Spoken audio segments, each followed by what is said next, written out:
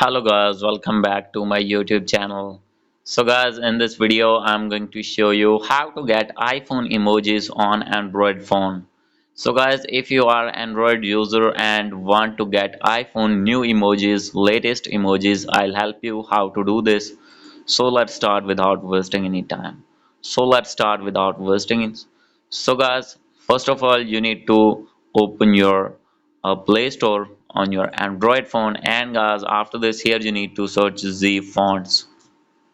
As you can see, here is the option of Z font 3. Simply you need to open this tab, and guys you need to install this app on your Android phone. So guys, as you can see here, I have already installed this app. So guys, simply you need to open this app on your phone, and guys after this you need to wait for its opening.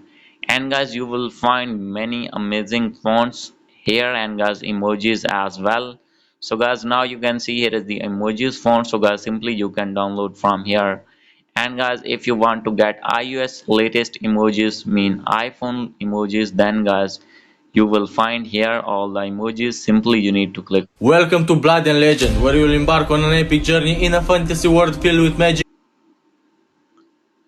And guys you will find many amazing emojis here. So guys, as you can see here, simply you can download iOS emojis.